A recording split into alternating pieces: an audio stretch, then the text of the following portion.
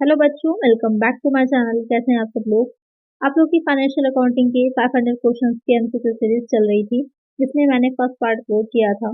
जो बच्चे UP plus के असिस्टेंट अकाउंटेंट या ऑडिटर से हैं, या फिर जो बिहार में जूनियर अकाउंट क्लर्क की वैकेंसी है उसकी प्रिपरेशन कर रहे हैं, दोनों के लिए ये वीडियोस बहुत ही हेल्पफुल होने वाली हैं। आज इसके सेकंड पार्ट आगे से हम स्टार्ट करेंगे, और जो 31st क्वेश्चन मैंने पूछा था वहीं से हम शुरुआत करेंगे। लेकिन इससे पहले अगर चैनल को सब्सक्राइब नहीं किया, सब्सक्राइब जरूर कर लीजिए। वीडियो को लाइक ज्यादा से ज्यादा किया करिए, और फिर से शेयर आप लोग कर दिया करिए। जितनी मैं मेहनत करती हूँ उतने व्यूज नहीं आते हैं, तो थोड़ा सा मोटिवेशन मेरे लिए भी चाहिए है आप मुझको। तो आप लोग प्लीज शेयर जरूर किया करिए वीडियोस को। तो आइए वीडियो को शुरू करते हैं। Petty cash book is prepare to. Petty cash book या फिर खुदरा रोकड़ बही जो होती है वो तैयार की जाती है छोटे व्यवसाय की आवश्यकताओं को पूरा करने के लिए, नकद में भुगतान के लिए, छोटे खर्चों को पूरा करने के लिए, छोटी और विविध आय को कवर करने के लिए, उपरोक्त सभी के लिए। क्वेश्चन यहाँ पर क्या कह रहा है। जो पेटी कैश बुक होती है, खुदरा रोकड़ बही होती है, एक कैश बुक होती है जिसके बारे में आपने पढ़ा होगा, और उसी से मिलती जुलती जो होती है वो पेटी कैश बुक होती है। तो जो पेटी कैश बुक प्रिपेयर की जाती है तो किस रीजन से की जाती है। Meet the requirements of small business, meet the small expenses paid in cash, cover small and miscellaneous incomes, all of the above। जो पेटी कैश बुक होती है वो इसलिए बनाई जाती है कि जो डेली के आपके डे टू डे के एक्सपेंसेस होते हैं, किसी बिजनेस की बात की जाए तो वहाँ पर बहुत से छोटे मोटे डेली के एक्सपेंसेस होते हैं, इनकम भी हो सकती हैं। तो जो इस तरह के एक्सपेंसेस होते हैं, अब उनको डायरेक्टली अगर आप मेन कैश बुक में लिखेंगे तो आपका काम बहुत बढ़ जाएगा। इसलिए क्या होता है, एक पेटी कैश बुक खुदरा रोकड़ बही रखी जाती है जो ये काम करती है कि इसमें जो डे टू डे के एक्सपेंसेस होते हैं, इनकम से उनको नोट डाउन किया जाता है, जिससे कि हमें ये आइडिया लग सके कि कितना हमारा डे टू डे का एक्सपेंसेस आए हैं, और उसी के अकॉर्डिंग हम कैश बुक में आगे एंट्री कर सकें। तो ये किस लिए प्रिपेयर की जाती है। तो ये तीनों ही ऑप्शन आपके करेक्ट हो जाएंगे। तो करेक्ट आंसर होगा option D, all of the above, सभी के लिए। नेक्स्ट क्वेश्चन है, हु ड्रॉस बीई। बीई कौन यहाँ पर मीन होगा कि भुगतान करता है। ड्रॉस का मतलब ये है कि कौन इसका पेमेंट करेगा, भुगतान करेगा। बी होता क्या है, यहाँ पर बी से मतलब हो जाएगा बिल्स ऑफ एक्सचेंज जो होती है उसको शॉर्ट में कहते हैं। बेसिक आगे कुछ शॉर्ट फॉर्म्स जो होती हैं आपने कॉमर्स में देखी होंगी, तो अगर आपको इसका मीनिंग नहीं पता, ये नहीं पता कि कैसे इसको शॉर्ट में लिखा जाता है या इसकी परफॉर्म क्या हो जाएगी, तो वहाँ पर आप कंफ्यूज हो जाएंगे। तो यहाँ बिल्स ऑफ एक्सचेंज जो विनिमय बिल होते हैं उनकी बात की जा रही है। तो debtor, bank, fix asset, creditor. तो बिल्स ऑफ एक्सचेंज जो होता है वो उसका भुगतान कौन करता है, तो उसका भुगतान डेटर के द्वारा, देनदार के द्वारा किया जाता है। यहाँ पर करेक्ट आंसर क्या हो जाएगा, ऑप्शन ए हो जाएगा। चलिए नेक्स्ट क्वेश्चन है, कॉमर्स इज डैश। वाणिज्य डैश है, उद्योग और व्यापार, व्यापार और व्यापार में सहायता, उद्योग और व्यवसाय, उद्योग और व्यापार में सहायता। तो कॉमर्स क्या है, तो जैसे कि सब्जेक्ट है आप लोग का, कहा जाए कि क्या है सब्जेक्ट, तो जैसे जो और भी बच्चे हैं लिखते हैं कि हिंदी है, इंग्लिश है, जो कि है आर्ट्स साइड है, या साइंस साइड जो बच्चे रहते हैं उनकी साइंस स्ट्रीम रहती है, केमिस्ट्री, फिजिक्स, बायो। लेकिन जो कॉमर्स से रिलेटेड होता है, जो बीकॉम कर रहे हैं, तो उनका सब्जेक्ट जो हो जाता है वो कॉमर्स हो जाता है, या जो बीबीए कर रहे हैं या एमबीए है उनका सब्जेक्ट मैनेजमेंट हो जाता है। तो यहाँ पर कॉमर्स जो है कहा जाए तो अपने आप में बहुत ही इसका अगर स्कोप की बात की जाए तो बहुत ब्रॉड है, इसमें बहुत सी चीजें शामिल हो जाती हैं। तो कॉमर्स यहाँ पर क्या है, तो कॉमर्स जो होगी वो हो जाती है trade and aids of trade, यानी कि व्यापार और व्यापार में सहायता। तो व्यापार जो बिजनेस होता है वो इसमें शामिल किया जाता है, और उसके साथ में जो उसकी सहायक क्रियाएं, जो उसकी एक तरह से कहिए कि जिसके थ्रू ही वो बिजनेस अच्छे से काम कर सकता है, जैसे कि बैंक है, इंश्योरेंस है, ट्रांसपोर्ट है, वो सब भी इसी में शामिल की जाती हैं। तो कॉमर्स में क्या आ जाएगा, trades and aids to trade. चलिए नेक्स्ट क्वेश्चन है, in double entry system every business transaction effects. दोहरी पृष्ठ प्रणाली में प्रत्येक व्यावसायिक लेन देन प्रभावित करता है एक ही खाते के दो पक्ष को, दो खातों के एक ही पक्ष को केवल दो खाते, दो या अधिक खाते, यानी कि two sides of same account, the same side of two accounts only, two or more account. बहुत अच्छा क्वेश्चन है। आपको पता है कि डबल एंट्री सिस्टम क्या होता है, लेकिन तब भी आप इसमें कंफ्यूज हो जाएंगे। तो दोहरी पृष्ठ प्रणाली में आप क्या करते हैं, कोई एक ही अकाउंट के दो पक्ष लिखते हैं, या फिर दो खाते होते हैं, अलग अलग दो अकाउंट्स होते हैं, उनका एक साइड होता है, केवल दो अकाउंट होते हैं, या फिर दो या दो से ज्यादा अकाउंट्स होते हैं। तो अगर इसमें कहा जाए कि क्या करेक्ट है, टू अकाउंट्स ओनली हो जाता है, दो खाते होते हैं, एक डेबिट साइड हो जाता है, एक क्रेडिट की तरफ हो जाता है। तो यहाँ पर करेक्ट आंसर क्या हो जाएगा, ऑप्शन सी हो जाएगा, यानी कि कोई अगर लेन देन हुआ है, ट्रांजैक्शन हुआ है, उसके दो अकाउंट्स बनते हैं। एक अकाउंट आप तीन जो उसके टाइप्स हैं मेनली अकाउंट्स के, ये टाइप्स होते हैं पर्सनल, नॉमिनल और रियल। तो उसमें क्या रहता है कि कोई भी आपने ट्रांजेक्शन किया है, कोई व्यवहार हुआ है, तो उसके दो साइड इफेक्ट करते हैं आपके, क्या वो एसेट रिलेटेड हो सकता है या फिर एसेट और एक साइड एसेट इफेक्ट हो रही है, दूसरी साइड में कैश या फिर जो है कहा जाए एक्सपेंसेस हो रहे हैं, तो दो पक्ष हो जाते हैं, दो उसके खाते इफेक्ट करते हैं। तो करेक्ट आंसर यहाँ पर क्या हो जाएगा, ऑप्शन सी हो जाएगा।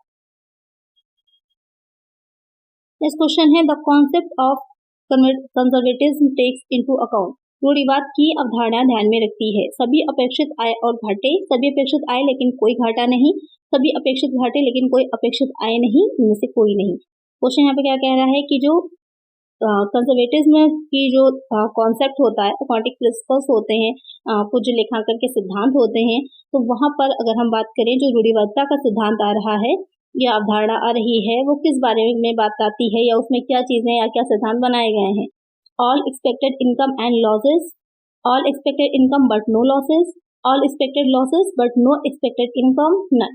तो क्या रहता है इसमें, जो रूढ़िवादिता की अवधारणा होती है उसमें ये चीज कही जाती है कि अभी करंट में क्या इनकम हो रही है उस पर ध्यान देने के बजाय हमें ये देखना चाहिए कि फ्यूचर में क्या हानियां हो सकती हैं, जो संभाव्य हानियां हैं जो हमें है कि हाँ ये लॉसेस हमारे सामने आ सकते हैं, तो उनके लिए हमें पहले से ही प्रोविजन करके रखना चाहिए, प्रावधान करके रखना चाहिए। यानी कि अगर सीधी एक लाइन में बोलें कि क्या है कहा जाता है इस अवधारणा में, तो ये कहा जाता है कि लाभों की चिंता ना करें, भविष्य में होने वाली हानियों का प्रावधान करें। तो यहाँ पर इसमें क्या चीज आ जाएगी, कौन सा पॉइंट इसका करेक्ट हो जाएगा, तो ऑप्शन सी हो जाएगा, all expected losses but no expected income. यानी कि क्या हमें आय मिलेगी, हम वो एक्सपेक्ट ना करके ये देखें कि क्या एक्सपेंसेस हमारे हो सकते हैं, क्या लॉसेस हो सकते हैं, उनके लिए हमें पहले प्रोविजन करना चाहिए। एक आंसर हो जाएगा ऑप्शन सी। नेक्स्ट क्वेश्चन है, financial position of the business means, व्यवसाय की वित्तीय स्थिति का अर्थ है लाभ और घाटे के बारे में स्थिति, आय और व्यय के बारे में स्थिति, लिक्विड फंड के बारे में स्थिति, व्यवसाय का दूसरों पर क्या बकाया है और किसी निश्चित समय पर उसके पास क्या है। यहाँ पर क्वेश्चन कह रहा है कि फाइनेंशियल पोजीशन की अगर हम बात करें किसी बिजनेस की, तो उसका मीनिंग क्या होता है। फाइनेंशियल पोजीशन यानी कि क्या करंट में अभी आर्थिक स्थिति है, किस जो आप बैलेंस शीट देख रहे होते हैं, बैलेंस शीट से ही हमको पता चलता है कि करंट में क्या स्थिति है, तो उसके थ्रू हम ये जान पाते हैं कि कितनी कैपिटल है, कितनी एसेट्स हैं, क्या लायबिलिटीज हैं, वो सारी चीजों को हम कंपेयर कर पाते हैं। तो फाइनेंशियल पोजीशन हमें क्या बता रही होती है, ये कि what the business owes to others and what it owns at a given point of time। ये किसी एक निश्चित समय पर इस चीज को, इस पॉइंट को बहुत ध्यान में रखिएगा कि फाइनेंशियल स्टेटस किसी एक निश्चित समय के लिए होता है, हो सकता है फ्यूचर में वो चेंज हो जाए। आज बिजनेस जो है बहुत प्रॉफिट में चल रहा है, कल लॉस में भी जा सकता है, चेंजेस आ सकते हैं, कुछ नहीं कहा जा सकता। तो किसी निश्चित समय पर किसी बिजनेस में उसके पास क्या है, दूसरों पर क्या बकाया है, कि अभी करंट में कितनी एसेट्स है और कितना उसको और अभी देना है, यानी क्रेडिटर्स वो किस किस का है, कितने लोन्स उसने ले रखे हैं जिसको उसको पेमेंट करना है। तो वहां पर ये हमें बताती है फाइनेंशियल पोजीशन। एक आंसर हो जाएगा ऑप्शन डी। चलिए नेक्स्ट क्वेश्चन है, a bank reconciliation statement is a, bank समाधान विवरण एक भाग है पासबुक का, कैशबुक का हिस्सा है, बैंक द्वारा तैयार विवरण है, ग्राहक द्वारा तैयार विवरण है। बैंक रिकंसिलिएशन स्टेटमेंट इसे शॉर्ट में हो सकता है पुराना लिखा हो, BRS भी बोला जाता है, तो ध्यान में रखिएगा। तो BRS is a part of passbook, part of cash book, statement prepared by the bank या फिर statement prepared by the customer. तो बैंक समाधान विवरण पत्र जो होता है वो आपके लिए इसलिए बनाया जाता है कि एक तो आपने कैश बुक पढ़ी होगी, तो कैश बुक में क्या होता है कि जितने भी हम लोग को कैश में रिसीव हो रहा है या फिर जो हमने पेमेंट किया वो सबको दिखाया जाता है, लेकिन बहुत सी ऐसे भी ट्रांजेक्शन होते हैं जो डायरेक्ट बैंक के थ्रू होते हैं, इसीलिए दो कॉलम बनाए जाते हैं। तो बैंक के थ्रू जो होते हैं वो पासबुक में सारी एंट्रीज रहती हैं, तो वहां पर उन दोनों के बीच में क्या रहता है, डिफरेंसेस होते हैं कि बैंक में कैश एट बैंक जो दिखा रहा है वो अलग है, कैश इन हैंड जो दिखा रहा है वो अलग है। तो वहां पर दोनों के बीच में जो भी आ रही हैं विसंगतियां या इस तरह से क्या कि मैच जो नहीं कर रहा है दोनों का बैलेंस, तो उसको दूर करने के लिए बनाया जाता है बैंक रिकंसिलिएशन स्टेटमेंट। और ये कौन बनाता है, तो इसे तैयार किया जाता है जो कस्टमर होता है वो खुद तैयार करता है, बैंक से इसका कोई लेना देना नहीं होता, ना ही ये पार्ट होता है पासबुक का, ना ही कैश बुक का, ये अपने आप में एक अलग स्टेटमेंट होता है। तो यहाँ पर करेक्ट आंसर क्या हो जाएगा, ऑप्शन डी हो जाएगा कि ग्राहक द्वारा तैयार किया गया एक विवरण होता है। तो यहाँ पर बहुत से क्वेश्चंस के आंसर आपको मिल गए होंगे इसमें, कि किसी का भाग नहीं है, अपने आप में एक अलग स्टेटमेंट है। कौन तैयार करता है, जो कस्टमर होता है वो खुद तैयार करता है, या और किस लिए तैयार किया जाता है, जो कैश बुक और जो पासबुक है उनके बीच में जो भी डिफरेंसेस आ रहे हैं जो बैलेंस दिखा रहा है उसके डिफरेंसेस को दूर करने के लिए इसे तैयार किया जाता है। तो आपको क्लियर हो गया होगा बैंक रिकंसिलिएशन स्टेटमेंट के बारे में।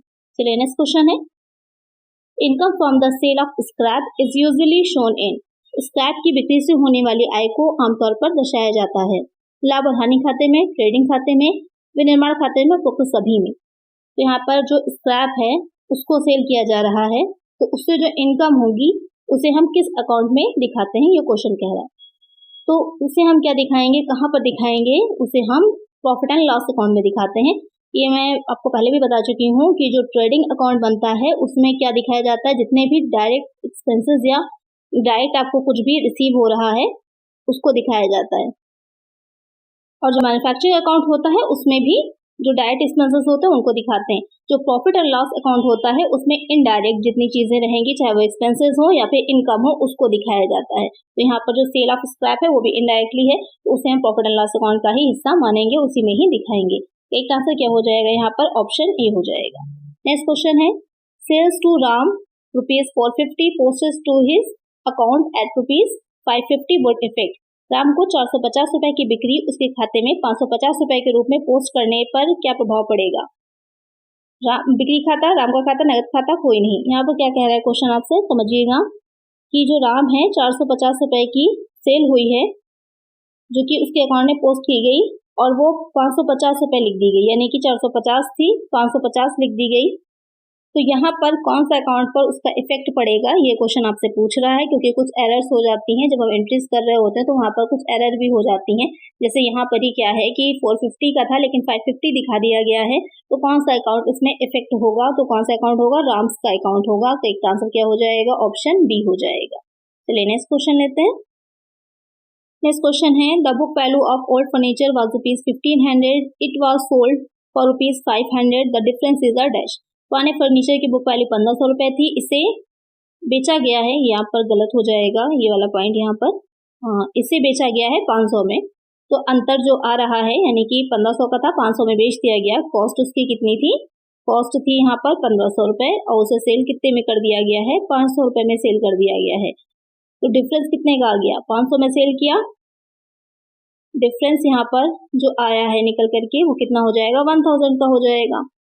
तो ये 1000 का जो अमाउंट है ये क्या है, ये क्वेश्चन आपसे पूछ रहा है। रेवेन्यू एक्सपेंडिचर है, रेवेन्यू लॉस है, कैपिटल एक्सपेंडिचर है, कैपिटल लॉस है। तो एक चीज क्लियर है, फर्नीचर है, ओल्ड फर्नीचर, तो यहाँ पे कैपिटल एसेट हो जाएगी। कैपिटल एसेट है तो यहाँ पर रेवेन्यू तो हटा ही दीजिए, ये इससे मतलब नहीं है। तो हम देखना है ये है कि कैपिटल एक्सपेंडिचर है, लॉस है, तो यहाँ पर ये एक्सपेंस कोई नहीं किया गया है। ये आपकी कोई संपत्ति थी, फर्नीचर था जो कि 1500 में आपने खरीदा था, अब आपने उसे 500 में बेचना पड़ा, यानी कि 1000 रुपए यहाँ पर कम हो गए। तो 1000 की जो कमी आई है वो कैपिटल लॉस हो जाएगी, पूंजीगत हानि होगी। एक आंसर हो जाएगा ऑप्शन डी। चलिए नेक्स्ट क्वेश्चन है, which of the following expenses will be shown in the profit and loss account. लाभ और हानि खाते में निम्नलिखित में से कौन सा व्यय दिखाया जाएगा, मजदूरी, माल ढुलाई, उपरोक्त में से कोई नहीं, ए और बी दोनों। क्वेश्चन क्या कह रहा है कि कौन सा एक्सपेंस जो होगा प्रॉफिट एंड लॉस अकाउंट में शो किया जाएगा, इसमें से wages, carriage inward, none of the above, both A and B. तो क्वेश्चन को ध्यान से समझिएगा, यहाँ पर कह रहा है कि कौन सा जो एक्सपेंस है वो प्रॉफिट एंड लॉस अकाउंट में दिखाया जाएगा। तो बहुत ही इजी सा क्वेश्चन है ये कि कौन सा एक्सपेंस जो होगा वो दिखाया जाएगा। तो आपको मैं पहले बता चुकी हूँ, प्रॉफिट एंड लॉस अकाउंट में कौन से एक्सपेंसेस दिखाए जाते हैं जो इनडायरेक्ट होते हैं, यानी कि अप्रत्यक्ष व्यय होते हैं, वो दिखाए जाते हैं। तो यहाँ पर आपको देखना है कि कौन सा व्यय जो है वो अप्रत्यक्ष है। उसके बाद मुझे हो सकता है दोनों ही व्यय आपके अप्रत्यक्ष ना हो या इनडायरेक्ट ना हो, डायरेक्ट ही हो। तो आप लोग मुझे बताइए कि इसमें से करेक्ट आंसर क्या होगा। चलिए नेक्स्ट क्वेश्चन लेते हैं, over costing of purchases journal would effect. क्रय जर्नल के ओवर कॉस्टिंग से प्रभावित होगा केवल बिक्री खाता, क्रय खाता, आपूर्ति खाता, आपूर्तिकर्ता का खाता और क्रय खाता, बिक्री खाता और क्रय खाता। यहाँ पर क्वेश्चन क्या कह रहा है कि ओवर कॉस्टिंग यानी कि अधिलागत तो मूल्यांकन कर दिया गया है, तो उस जगह पर परचेज जो क्रय है उसको ओवर कॉस्ट कर दिया गया है। तो वहाँ पर जर्नल वुड इफेक्ट, जो जर्नल हम बना रहे हैं उसमें कौन सा अकाउंट जो होगा वो इफेक्ट करेगा। तो यहाँ पर कौन सा अकाउंट इसमें इफेक्ट करेगा, तो suppliers account and purchases account, जो आपूर्तिकर्ता का खाता होगा, क्योंकि परचेज किया है हमने तो कोई सप्लायर होगा ना, तो सप्लायर उसी अकाउंट से हम लोग एंट्री कर रहे हैं। जो सप्लायर का खाता और क्रय खाता, ये दो अकाउंट जो होते हैं वो इफेक्ट करेंगे। तो एक आंसर क्या हो जाएगा, ऑप्शन सी, सेल्स तो होगा ही नहीं, क्योंकि सेल आपने कुछ बेचा तो है नहीं, यहाँ पर आपने परचेज किया, तो ये 2 पॉइंट तो पहले ही बाहर हो जाएंगे। तो सिर्फ परचेज अकाउंट नहीं होगा, क्योंकि आपको पता है कि जो भी एक ट्रांजेक्शन होता है उसके 2 पक्ष होते हैं, 2 खाते जो होते हैं वो इफेक्ट करते हैं। तो यहाँ पर सप्लायर अकाउंट और परचेजेस अकाउंट हो जाएगा। चलिए नेक्स्ट क्वेश्चन है, salary paid to Rahman was recorded in the cash book as payment to Rahman, this is an error of. Rahman को दिया गया वेतन रहमान को भुगतान के रूप में कैश बुक में दर्ज किया गया था, या एक त्रुटि है। तो यहाँ पर चूक में होगी, कमीशन में होगी, क्षतिपूर्ति त्रुटि होगी, या फिर सिद्धांत की त्रुटि होगी। रहमान को वेतन पेमेंट किया गया, यानी कि जो उसकी वेजेस हैं वो पे की गई है, सैलरी पे की गई है, और उसे कैश बुक में दिखा दिया गया है। क्योंकि सैलरी दी है तो उसे कहाँ दिखाना चाहिए, वो आप किस में जाएगी, प्रॉफिट एंड लॉस अकाउंट में जाएगी। लेकिन यहाँ पे क्या किया है इन्होंने, उसे कैश बुक में दिखा दिया है। तो कैश बुक में अगर हम दिखा देंगे तो किस तरह की त्रुटि है, तो सिंपल से समझ में ही आ रहा है या आपकी प्रिंसिपल का एरर है, क्योंकि सिद्धांत की ही त्रुटि हो गई कि जो सिद्धांत है अकाउंटिंग के उसी को ही गलत कर दिया गया है यहाँ पर। तो करेक्ट आंसर क्या हो जाएगा, ऑप्शन डी हो जाएगा। नेक्स्ट क्वेश्चन है, according to the money measurement concept which transaction will be recorded in the books of account. धन माप अवधारणा के अनुसार कौन सा लेन देन खाते की पुस्तकों में दर्ज किया जाएगा। प्रबंधक का स्वास्थ्य, मार्केट गुणवत्ता, भवन का मूल्य, कर्मचारियों की योग्यता, health of manager, quality of goods, value of building, qualifications of employees. Question यहाँ पे क्या कह रहा है कि जो मनी मेजरमेंट कॉन्सेप्ट होता है, यानी मुद्रा मापन की अवधारणा, ये क्या होती है कॉन्सेप्ट, ये इसमें वही चीजों को हम बिजनेस के जो अकाउंट्स बना रहे हैं दिखाते हैं, वही बिजनेस ट्रांजेक्शन शामिल किए जाते हैं जिनको कि हम मनी में मेजर कर सकते हैं, मुद्रा में मापन के योग्य होते हैं। तो यहाँ पर कौन सा ऐसा ट्रांजेक्शन है जो हम दिखा सकते हैं। हेल्थ, यहाँ पर हेल्थ को आप नहीं मेजर कर सकते, नहीं आएगा। क्वालिटी भी नहीं आएगी, क्वालिफिकेशन ऑफ एम्प्लॉयज ये भी नहीं आएगा। क्या होगा, वैल्यू ऑफ बिल्डिंग, जो भवन का मूल्य होगा, बिल्डिंग की वैल्यू होगी, उसको आप मेजर कर सकते हैं किसमें, मनी में। तो वही हो जाएगा आपका यहाँ पर आंसर, करेक्ट आंसर होगा ऑप्शन सी। नेक्स्ट क्वेश्चन है, revenue is said to be realised when. राजस्व की प्राप्ति तब मानी जाती है जब the sale is made, goods are manufactured, cash is receive, sale is made and cash is receive. Question क्या कह रहा है कि राजस्व या रेवेन्यू जो होता है, इनकम आय जो होती है, उसकी प्राप्ति कब मानी जाती है, कब कहा जाता है कि इनकम रिसीव हुई है। तो जब एक्चुअल में नकद की प्राप्ति होती है, जब कैश रिसीव होता है। सिर्फ सेल बिक्री की आप बात कर रहे हैं तो उससे नहीं हो जाएगी, गुड्स को मैन्युफैक्चर करने से नहीं हो जाएगी। जब आपको नकद में प्राप्ति हो जाएगी तब माना जाएगा। करेक्ट आंसर क्या हो जाएगा, ऑप्शन सी हो जाएगा। नेक्स्ट क्वेश्चन है, discount allowed on the issue of shares is an example of. शेयरों के निर्धारण पर दी जाने वाली छूट किसका उदाहरण है। कैपिटल लॉस का, कैपिटल एक्सपेंडिचर का, रेवेन्यू एक्सपेंडिचर का, डिफर्ड रेवेन्यू एक्सपेंडिचर का। जो डिस्काउंट दिया जाता है शेयर्स के इशू होने पर, यानी कि जब शेयर्स को इशू किया जाता है तो उसको डिस्काउंट जो दिया जाता है वो किस तरह का एक्सपेंस रहेगा, या जो है कह सकते हैं कि कोई इनकम है, इनकम तो नहीं है, आपका लॉस या एक्सपेंडिचर ही है। किस नेचर का है, शेयर्स क्या होते हैं, ये आपके कैपिटल नेचर के होते हैं, तो रेवेन्यू वाला पार्ट तो हट जाएगा, राजस्व से रिलेटेड तो ये नहीं होगा। अब क्या है, एक्सपेंडिचर है, ये एक आपका व्यय है, पूंजीगत व्यय है, ना कि पूंजीगत हानि। हानि नहीं है, ये आपका एक्सपेंडिचर है। एक आंसर क्या हो जाएगा, ऑप्शन डी हो जाएगा। चलिए नेक्स्ट क्वेश्चन लेते हैं, repair incurred for using a second hand car purchase recently.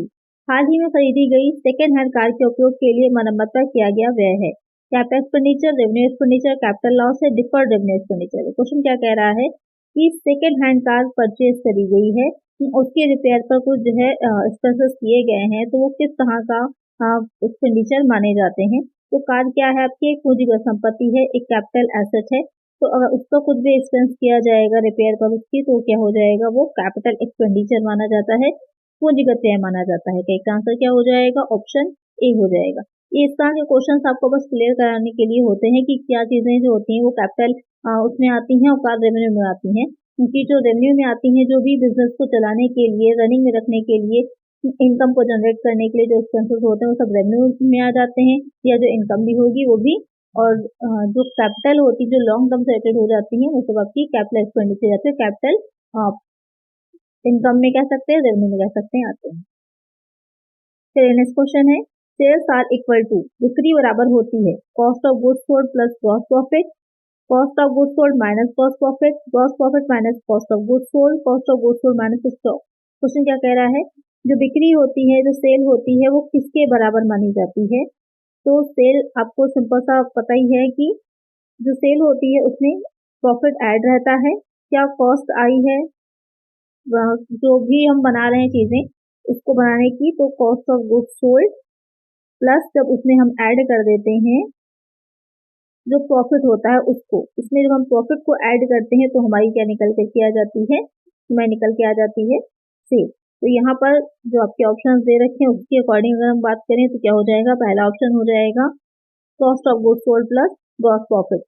और यहाँ पर आपको ये हो सकता है कि कॉस्ट ऑफ सेल लिख करके आ जाए, या इस तरह से कैसे कॉस्ट ऑफ प्रोडक्शन ही लिखा हो सिर्फ, तो कई तरह से पूछा जा सकता है। अगर आपने कॉस्ट अकाउंटिंग पढ़ी है तो आपको ध्यान में होगा कॉस्ट के अकॉर्डिंग कि कैसे निकाली जाती है। चलिए नेक्स्ट क्वेश्चन,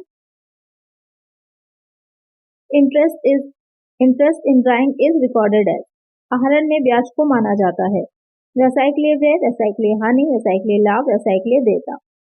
जो ड्राइंग्स होती हैं आहरण होते हैं, यानी कि जो स्वामी होता है किसी व्यवसाय का, जो ओनर होता है वो अपने यूज के लिए अगर कुछ निकाल रहा है व्यवसाय में से, और वो गुड्स भी हो सकते हैं या फिर कैश भी हो सकता है। यहाँ पर कैश निकाला जा रहा है तभी उसको इंटरेस्ट दिया जा रहा है, तो इंटरेस्ट उस पर जो है कभी कभी बिजनेस में निकाला जाता है या लिया जाता है ओनर से। तो वो इंटरेस्ट जो होता है वो बिजनेस में किस तरह का रहता है, किस नेचर का होता है, एक्सपेंसेस फॉर बिजनेस हो जाएगा, loss for the business, gain for the business, liability for the business. तो बिजनेस के लिए क्या हो जाता है, गेन कितना होता है, क्योंकि वो बिजनेस में इंटरेस्ट जो होता है वो बिजनेस को मिल रहा है, प्राप्त हो रहा है, रिसीव हो रहा है, तो रिसीव हो रहा है तो गेन हो जाएगा, लाभ हो जाएगा। एक आंसर क्या हो जाएगा, ऑप्शन सी हो जाएगा। कहाँ पर दिखाया जाता है, ये भी क्वेश्चन आता है कि इंटरेस्ट जो है बैंक को रिसीव हो रहा है उसे कहाँ पर दिखाते हैं। इसका आंसर आप लोग मुझे कमेंट करिएगा। फाइनल अकाउंट्स आपने अच्छे से पढ़ाए हैं मैंने, तो वहां पर आपको अच्छे से पता होगा कि इसको हम कहाँ पर दिखाते हैं, प्रॉफिट एंड लॉस में दिखाते हैं या बैलेंस शीट में दिखाया जाता है, कहाँ पर दिखाया जाता है। चलिए नेक्स्ट क्वेश्चन है, अकाउंटिंग प्रोवाइड्स इंफॉर्मेशन ऑन, लेखांकन निम्नलिखित के बारे में जानकारी प्रदान करता है, प्रबंधकों के लागत और आय, किसी विशेष वर्ष के लिए कंपनी की कर देयता, किसी संस्था की वित्तीय स्थिति, उपरोक्त सभी। क्वेश्चन क्या कह रहा है, जो अकाउंटिंग होती है, हम लेखांकन का काम करते हैं, वो किस चीज के लिए इंफॉर्मेशन को प्रोवाइड कराता है। Cost of income for manager, यानी कॉस्ट और इनकम, लागत कितनी आई है और कितनी आय हुई है ये मैनेजर्स को बताता है। Company tax liability for a particular year, किसी एक ईयर में कि कंपनी की टैक्स की लायबिलिटी क्या रहेगी, कितनी कर देता रहेगी। Financial condition of an institution, किसी भी इंस्टीट्यूशन की, किसी संस्था की वित्तीय स्थिति क्या है। ये तीनों ही चीजें हमें जो लेखांकन है उससे पता चल जाती हैं, क्योंकि जो इनकम निकल के आती है, हमने अकाउंट्स बना उसको जो इनकम निकल करके है उसी पर टैक्स लगता है, तो ये वाला पॉइंट भी करेक्ट हो जाएगा। मैनेजर को पता चलता है कि कितना लाभ है, कितना लागत है, कितनी इनकम है, और साथ में फाइनेंशियल कंडीशन भी पता चलती है। तो ऑल ऑफ द अबव, तो एक आंसर होगा ऑप्शन डी। चलिए नेक्स्ट क्वेश्चन है, the long term asset that have no physical existence but are rights that have value is known as, दीर्घकालिक परिसंपत्ति जिसका कोई भौतिक अस्तित्व नहीं है लेकिन अधिकार है जिनका मूल्य है उसे डैश के रूप में जाना जाता है। Tent asset, fixed asset, intangible asset, investment. Question क्या कह रहा है कि लॉन्ग टर्म एसेट्स हैं लेकिन जिनका कोई फिजिकल एक्सिस्टेंस है, जिन्हें आप देख नहीं सकते, लेकिन जिनका राइट भी होता है और जिनकी वैल्यू भी होती है, यानी कि आप उनका मूल्यांकन कर सकते हैं, वैल्यूएशन निकाल सकते हैं और उसे आप बैलेंस शीट में दिखाते भी हैं। तो वो किस तरह की एसेट्स हो जाती हैं, तो उन्हें अमूर्त संपत्तियां कहा जाता है, इंटेंजिबल एसेट कहा जाता है, जैसे क्या कि गुडविल हो जाती है, पेटेंट है, कॉपीराइट है, ट्रेडमार्क है, ये सब आ जाते हैं। चलिए नेक्स्ट क्वेश्चन है,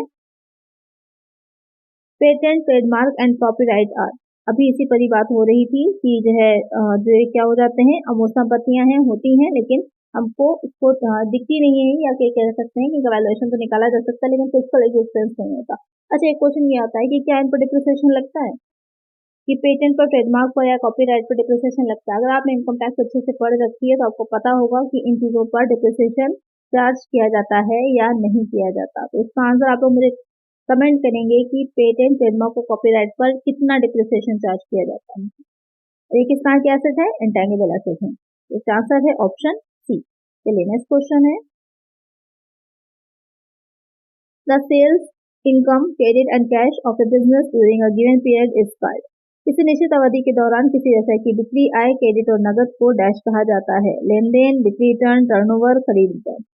क्या कहा जाता है, सेल्स इनकम, क्रेडिट या फिर कैश, यानी क्रेडिट का मतलब उधार में की गई हो या फिर नगद में की गई हो, बिजनेस में किसी एक दिए गए पीरियड में कोई सेल की जा रही है, चाहे वो उधार में हो या नगद हो, उसे क्या कहा जाएगा, ये क्वेश्चन पूछ रहा है। उसे कहते हैं टर्नओवर, आवर्त कहा जाता है, बिक्री आवर्त कहा जाता है। एक आंसर क्या हो जाएगा, ऑप्शन सी हो जाएगा। चलिए नेक्स्ट क्वेश्चन है, बहुत सिंपल और छोटे छोटे से क्वेश्चन होते हैं लेकिन कंफ्यूजिंग होते हैं। नेक्स्ट क्वेश्चन है, any return evidence in support of a business transaction is called. किसी व्यवसाय लेनदेन के समर्थन में कोई भी लिखित साक्ष्य कहलाता है। Journal, ledger, ledger posting, voucher.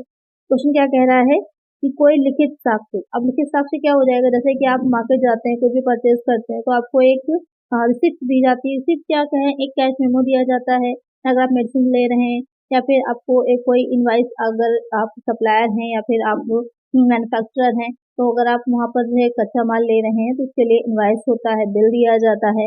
तो वो सारी चीजें क्या कहलाती हैं, उसे कहा जाता है वाउचर। एक प्रमाण होते हैं, प्रमाणक कह सकते हैं, जिनके जरिए ये आप क्लियर कर सकते हैं कि किसी चीज आपने कहीं से कोई चीज कितने की खरीदी है, कितनी क्वांटिटी में खरीदी है, किस रेट में खरीदी है, और उसी के बेसिस पर इंटरेस्ट की जाती है। तो इसका आंसर क्या हो जाएगा, ऑप्शन डी। और जो वाउचर्स हैं या जो प्रमाणक होते हैं, उनके बेसिस पे जो आप एंट्री कर रहे हैं, उसके बाद आप उसे चेक करते हैं कि हाँ सही एंट्री हुई है या नहीं हुई है। जैसे कि ऑडिटिंग का काम होता है अंकेक्षण का, तो वो प्रक्रिया क्या, वो प्रोसेस क्या कहलाती है, उसे कहा जाता है वाउचिंग, प्रमाणन कहा जाता है। तो वाउचर से ही वाउचिंग निकल गया है। चलिए नेक्स्ट क्वेश्चन है, और वाउचिंग को ही क्या कहा जाता है, अंकेक्षण का रीढ़ की हड्डी भी कहा जाता है, बैकबोन भी कहा जाता है वाउचिंग को। तो ये क्वेश्चन भी अक्सर पूछा जाता है कि अंकेक्षण की रीढ़ की हड्डी क्या है, बैकबोन क्या है, तो वो हो जाता है प्रमाणन वाउच। चलिए next question, in journal the transaction is recorded on dash. Journal में लेनदेन को डैश के रूप में रिकॉर्ड किया जाता है। सेम डे में, नेक्स्ट डे में, वंस इन अ वीक में, वंस इन अ मंथ में। अच्छा क्वेश्चन है कि जर्नल जब हम बना रहे होते हैं तो जो भी लेनदेन हम रिकॉर्ड कर रहे हैं वो किस बेस पर रिकॉर्ड किए जाते हैं। तो जर्नल में जब लेनदेन हम कर रहे होते हैं तो उनको जो रिकॉर्डिंग की जाती है सेम डे पे की जाती है, जिस दिन वो होते हैं उसी दिन उनका रिकॉर्ड भी रखा जाता है। लेजर जो होता है वो बाद में बनाया जाता है, लेकिन जर्नल जो होता है वो तुरंत ही उसकी एंट्री की जाती है, जो भी लेनदेन ट्रांजेक्शन आपने किए होते हैं। तो एक आंसर क्या हो जाएगा, ऑप्शन है। और एक चीज और पूछी जाती है कि किस बेसिस पे की जाती है, तो क्रोनोलॉजिकल ऑर्डर में की जाती है, यानी कि जिस ऑर्डर में वो हुए होते हैं, जैसे कि 15 नवंबर, 16 नवंबर, 17 नवंबर, तो उसी डेट में किए जाएंगे। ये नहीं होता कि पहले 17 नंबर की कर दी, बाद में 15 नवंबर की करी है। इसीलिए सेम डे पे की जाती है ताकि आगे पीछे ना हो। तो किस ऑर्डर में किया जाता है, कभी कभी ये क्वेश्चन आता है, तो क्रोनोलॉजिकल ऑर्डर में किया जाता है, ये ध्यान में रखिएगा। चलिए नेक्स्ट क्वेश्चन है, the process of entering all transaction from journal to ledger is called. Journal से लेजर में सभी लेनदेन करने की प्रक्रिया को कहा जाता है। अब यहाँ जर्नल से हम लेजर में कर रहे हैं। पहले जब जर्नल में ट्रांजेक्शन्स लिखे जाते हैं तो उसको क्या कहा जाता है, तो जब ट्रांजेक्शन्स को जर्नल में किया जा रहा होता है एंट्री, तो वो क्या कहलाती है, उसे जर्नलाइजिंग बोला जाता है, रोजनामाचाकरण बोला जाता है। इसको ध्यान में रखिएगा, ये भी पूछा जाता है, अलग से क्वेश्चन बनते हैं, तो इन क्वेश्चन को ध्यान में जरूर रखा करिए। और जो सिंपल से होते हैं लेकिन कंफ्यूजिंग हो जाते हैं, उसे जर्नलाइजिंग बोलते हैं। और जब जो है लेजर में, जर्नल से लेजर में एंट्री की जाती है तो उसे पोस्टिंग कहा जाता है। खतौनी, हिंदी में से कहते हैं खतौनी करना। एक आंसर हो जाएगा ऑप्शन है। तो जर्नल में एंट्री करना जर्नलाइजिंग, और जर्नल से लेजर में ट्रांसफर करना पोस्टिंग कहलाता है। चलिए नेक्स्ट क्वेश्चन है, balance sheet is a statement of. Balance sheet एक स्टेटमेंट है एसेट का, लायबिलिटी का, कैपिटल का और ऑब्सक्राइबर का। बहुत सिंपल सा क्वेश्चन, आपको पता है इन तीनों को ही दिखाया जाता है, यानी कि ये तीनों ही शामिल होती हैं बैलेंस शीट में। तो सही आंसर क्या हो जाएगा, ऑप्शन डी हो जाएगा। जो एक अकाउंटिंग इक्वेशन होती है उसके अकॉर्डिंग क्या हो जाता है, एक साइड आपकी एसेट्स हो जाती हैं। अब इसको कई तरह से लिखा जाता है, एसेट्स इज इक्वल टू क्या हो जाता है, कैपिटल प्लस हो जाता है लायबिलिटी। तो इसमें सारी ही चीजें शामिल होती हैं, ये तीनों ही चीजें। चलिए नेक्स्ट क्वेश्चन लेते हैं, balance sheet are prepare. Balance sheet तैयार की जाती है डेली, वीकली, मंथली, एनुअली। तो बैलेंस शीट को किस तरह प्रिपेयर किया जाता है, जिस तरह जनरल जो होता है उसमें डेली जो है ट्रांजेक्शन जो किए गए हैं उनका लिखा किया जाता है, रिकॉर्ड किया जाता है। लेकिन बैलेंस शीट जो होती है वो आपकी एनुअली बनती है, वार्षिक बनती है। जब आपने सारे रिकॉर्ड्स अपने रख लिए, सारे अकाउंट्स तैयार कर लिए, सबकी समरी निकल आई, सबका बैलेंस निकल आया, उसके बाद आप जो है फाइनल रिकॉर्ड्स में बनाते हैं, बैलेंस शीट बनाते हैं, तो अकाउंटिंग पीरियड के एंडिंग में बनाते हैं, तो लास्ट में एनुअल बनाई जाती है, वार्षिक बनाई जाती है। एक आंसर है ऑप्शन डी। अच्छा एक चीज और ध्यान में रखिएगा, इंट्रीम अगर बैलेंस शीट पूछे, कभी कभी क्या होता है वर्ष के बीच में भी लाभांश या डिविडेंड जो होता है वो घोषित किया जाता है, तो वहां पर बीच में भी बनाए जा सकते हैं। तो क्वेश्चन पर ध्यान दीजिएगा, इंटरिम बैलेंस शीट लिखा है या फिर बैलेंस शीट लिखा है। चलिए नेक्स्ट क्वेश्चन है, the following is the current liabilities, निम्नलिखित में चालू देता है bills payable, outstanding expenses, bank overdraft, all of the above. Question क्या कह रहा है कि इसमें से करंट लायबिलिटी जो है वो कौन सी है। तो करंट लायबिलिटी यहाँ पर कौन सी हो जाएगी, तो बिल्स पेएबल भी है, आउटस्टैंडिंग एक्सपेंसेस भी है, बैंक ओवरड्राफ्ट भी, ये तीनों ही क्या होते हैं, करंट लायबिलिटी होते हैं। तो करेक्ट आंसर हो जाएगा ऑप्शन डी। ये करंट लायबिलिटी या फिर करंट एसेट कौन सी होती है, उनको अच्छे से याद जरूर से कर लीजिएगा, ये क्वेश्चन अक्सर बनता है एग्जाम में। तो आज आपके 50 क्वेश्चन कंप्लीट हो जाते हैं। नेक्स्ट वीडियो में हम 51 क्वेश्चन से लेंगे, ये पूरी सीरीज रहेगी। इसी तरह आपके ऑडिटिंग की भी सीरीज आएगी, इनकम टैक्स की भी आएगी। तो चैनल को सब्सक्राइब जरूर कर लीजिएगा और ज्यादा से ज्यादा वीडियो को शेयर किया करिए फ्रेंड्स के साथ। आज की वीडियो में इतना ही, मिलेंगे नेक्स्ट वीडियो में। Thank you.